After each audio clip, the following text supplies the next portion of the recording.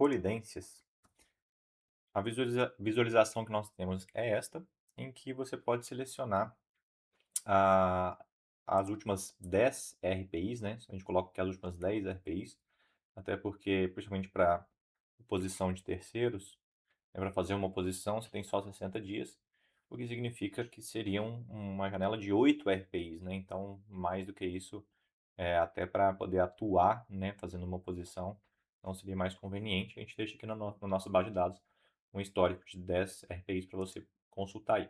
Basicamente, né, para fazer a análise da colidência, é uma tarefa que é recomendável que o procurador faça toda semana aí, né, para verificar se tem alguma marca colidente com as marcas do seu cliente. E aí a gente tem a visualização aqui a gente pode selecionar RPI e tem diversas outras janelas aqui para poder filtrar também. A gente já deixa pré-selecionado o nível de colidência, que é o nível que o nosso sistema identifica de colidência de uma marca e outra. A gente recomenda deixar de 70 a 100%, porque o nosso sistema ele é bem abrangente e aí entendemos que abaixo de 70% a chance de ser lixo é muito grande. Então, de 70 a 100% já pega aí todas as marcas mais relevantes, né, para a colidência em si. A gente tem a possibilidade aqui no cantinho de gerar um relatório das colidências que foram encontradas e a gente tem também este ícone para editar parâmetros. Quando você clica aqui, a tela que vai aparecer é esta, em que vai listar todos os processos que você tem aí na sua base, né? Então, aqui você pode fazer o quê? Remover palavras que são genéricas para aquele segmento em específico. Então, no caso aqui, foi removido, basta clicar aqui para remover a palavra academia. Então, essa palavra academia, como ela é uma expressão descritiva, ela foi removida de modo que o núcleo da marca vai recair em cima da expressão full life, que é o adequado. Se você faz a importação, né, cadastra os seus processos aqui e não faz essa seleção do que é relevante para a análise de colidência e o que não é, por exemplo aqui, banda jambu. A expressão banda não é uma expressão relevante, de modo que jambu apenas é uma expressão relevante. Essa marca aqui, Biodontech, ela é Biodontech, assistência técnica odontomédica hospitalar. Todas essas expressões aqui, se elas fossem deixadas na colidência, elas iriam gerar muito lixo. Porque tudo que tivesse essas expressões, mesmo que fosse uma outra marca completamente diferente de Biodontech, seria trazido aqui como possivelmente colidente. Então, é muito importante, no momento que você faz o cadastro dos seus processos e vai começar a usar o velador, se você for fazer as colidências, né, essa análise de colidências, que é extremamente recomendável para qualquer procurador no INPI, isso tanto para entregar um serviço mais robusto para o seu cliente, tanto para gerar mais negócios para o seu escritório, é recomendável que seja feito esse trabalho aqui para poder gerar colidências mais relevantes e mais assertivas para o seu segmento. Né? Por exemplo, a gente tem aqui ó, a marca OCK Shape Academia. Essas duas expressões elas são genéricas ou descritivas para o segmento de academia. Então, a marca em si, o núcleo dela, né, é a expressão OCK. Feita essa seleção, né, feita essa separação do que é relevante para a marca ou não, você vai ter o resultado aqui das colidências, né? Então, ele, no caso aqui, pegou a academia Full Life e ele está comparando, né, o trecho do elemento da minha marca que foi identificado aproximado com de marcas de terceiros. E aí, né, você vai fazendo um cara crachá aqui para ver se tem algo de fato relevante. Aqui a marca Adapton, ele pegou Adapt Code, Adapt Taste, a marca Água Brasil, ele pegou aqui Kiro Brasil, né? Essas marcas que não têm necessariamente uma proximidade tão forte, mas você vê ali da onde que ele tirou a ideia de trazer essa marca como alguma colidência, né? Essa marca aleatoriamente, com seletivamente. E aí a gente tem a possibilidade aqui de fazer algumas funções. A gente tem aqui, ó, enviar um e-mail. Então, caso você tenha entendido que essas marcas são de fato colidentes, você pode clicar aqui para poder enviar um e-mail para esse cliente, avisando, né, fazer uma oposição de terceiros. E aí já vai informar aqui certinho a questão de prazos e tudo, qual que é o custo para fazer essa oposição.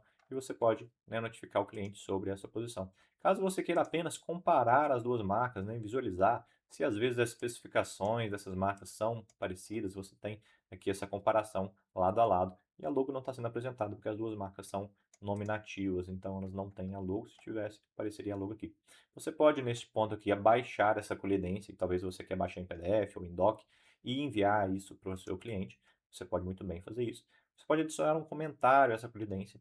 Você pode remover esta marca aqui das suas colidências. Vamos supor que essa expressão seletivamente ela está aparecendo com frequência e está te enchendo o saco, porque você não acha que aleatoriamente é colidente com seletivamente. Então você pode clicar aqui para poder remover a palavra seletivamente da análise de colidência, de modo que nas colidências futuras essa expressão seletivamente já vai ser removida, não vai ser considerada aí na colidência. Caso você se arrependa de ter selecionado essa palavra e queira voltar com ela para a colidência no futuro, você pode vir aqui nesse Tzinho no cantinho e remover, voltar, né, com a palavra aqui seletivamente para para a sua análise e pesquisa.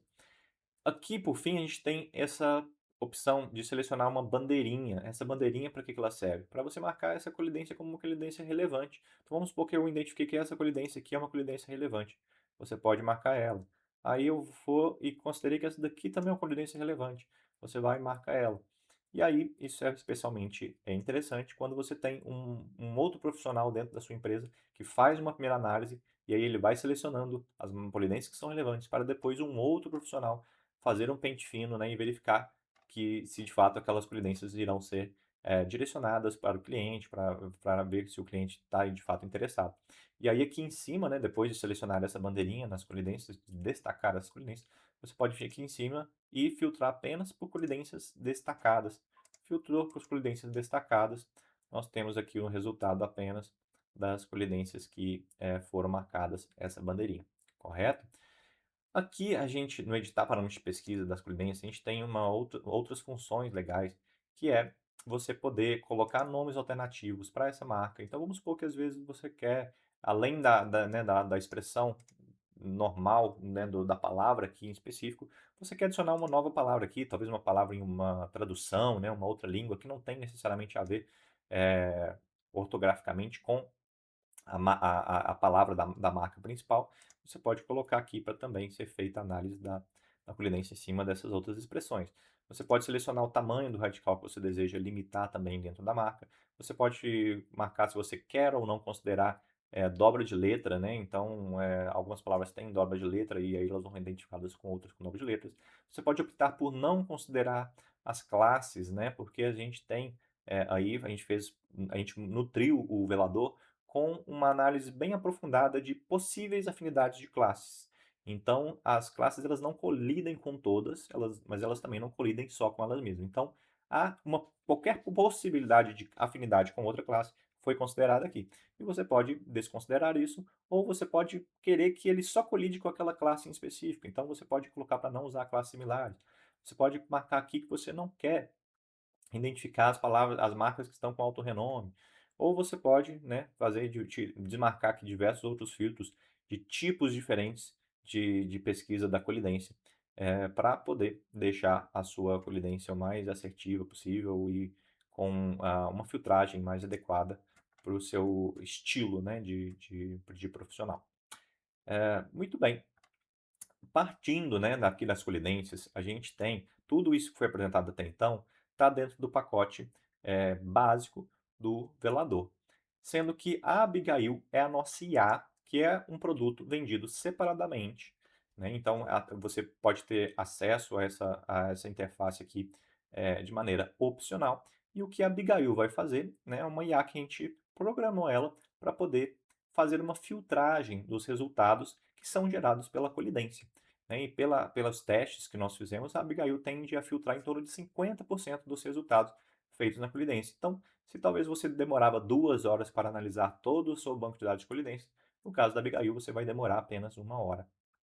E aí aqui, a Abigail, você tem alguns ícones aqui, né? Por exemplo, aqui em cima, a gente pode ativar o modo configuração, porque você não precisa necessariamente selecionar a Abigail para todos os seus processos. Caso você queira colocar, né, para a Abigail rodar só em cima de processo específico, você consegue filtrar aqui, de modo que todos os processos que estão marcados, né, com esse check aqui, vão ser considerados pela Abigail. Caso eles não estejam marcados, eles não serão considerados pela Abigail.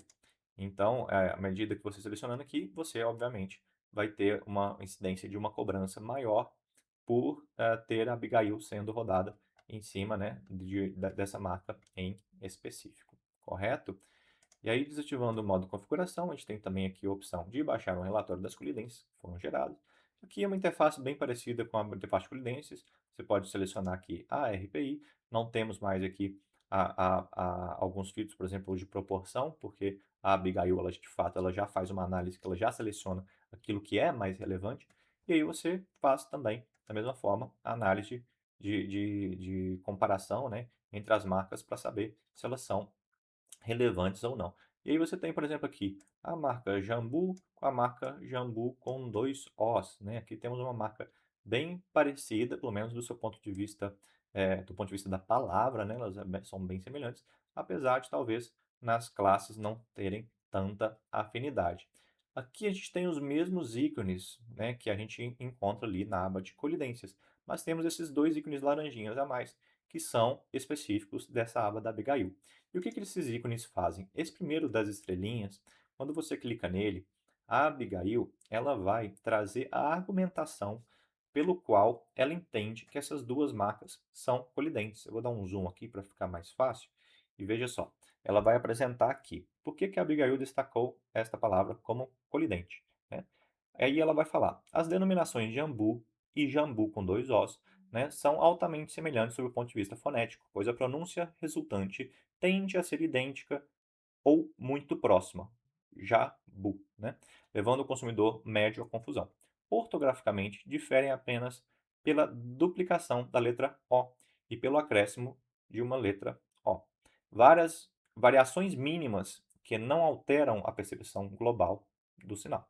Conceitualmente, ambas remetem ao mesmo núcleo distintivo, jambu, jambu, reforçando a associação imediata. Se essas marcas, né, operarem dentro de classes similares, né, e há a possibilidade dessas duas classes terem conexão, é possível, né, que haja ali, né, uma confusão. Então, ela faz, né, essa análise, analisando ali a semântica, a ortografia, a fonética da marca, e ela vai inclusive pegar se a marca tiver uma tradução, né, tiver o mesmo significado, ela também vai levar isso em consideração.